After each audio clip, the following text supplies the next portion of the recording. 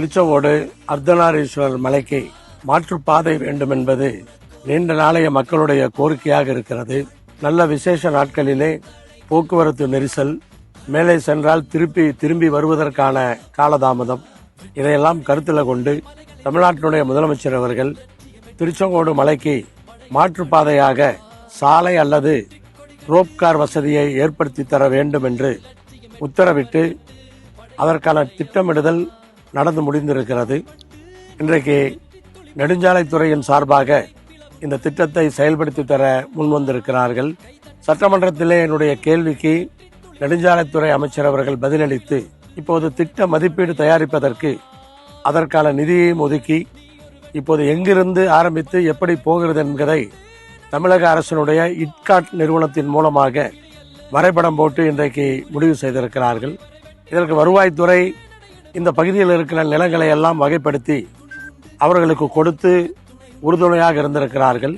நம்முடைய நெடுஞ்சாலைத்துறையும் இந்த திட்டத்தை விரைவிலே நடைமுறைப்படுத்துவதற்கு அந்த பொறியாளர்களும் ஒன்று சேர்ந்து இன்றைக்கு நாங்கள் இயங்கிக் கொண்டிருக்கிறோம்.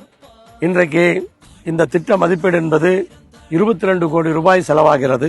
இந்த இடத்திலிருந்து 3 உயர் கம்பங்கள் ரோப்காருக்காக அமைப்பதாக திட்டமிடப்பட்டிருக்கிறது. தேவை என்று சொன்னால் 4வது கம்பமும் அமைக்க திட்டமிட்டிருக்கிறார்கள். இந்த இடம் நாம் நிற்கிற இந்த இடம்தான் கீழிருந்து ரோப்கார் ஆரம்பிக்கக்கூடிய இடம். லோயர் ஸ்டேஷன் என்று அழைக்கக்கூடிய அந்த பகுதி இங்கே ஒரு 13,000 சதுரடி இங்கு திட்டமிடப்பட்டு இங்கே மார்க் செய்யப்பட்டிருக்கிறது. இந்த ரோப்கார் என்பது எல்லோராலும் எதிர்பார்க்கப்பட்ட ஒரு அற்புதமான திட்டமாக இது வர இருக்கின்றது.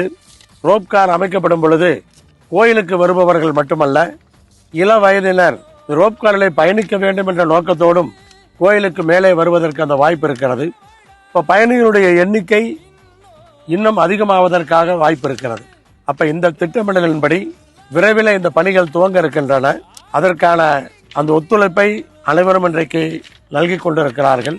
இந்த தொகுதியினுடைய சட்டமன்ற உறுப்பினராக நானும், இந்த மாவட்டத்தினுடைய செயலாளராக முன்னாள் சட்டமன்ற உறுப்பினர் அண்ணன் KS மூர்த்தி அவர்களும் இன்றைக்கு முழு முனைப்போடு இந்த பணியை விரைவிலே துவங்குவதற்கான அந்த அழுத்தங்களை கொடுத்து கொண்டிருக்கிறோம். இன்றைக்கு அறநிலையத்துறையின் சார்பாக நம்முடைய அர்த்தநாரீஸ்வரர் கோயிலினுடைய அறங்காவலர் குழு தலைவர் மற்றும் உறுப்பினர்கள் மிக ஆவலாக இருக்கிறார்கள். நம்மோடு இன்றைக்கு அவர்களும் உறுதுணையாக இருந்து கோயிலுக்கு சொந்தமான இந்த நிலத்திலிருந்து இந்த கேபிள் கார் போடுவதற்கு இன்றைக்கு துணையாக இருக்கின்றார்கள்.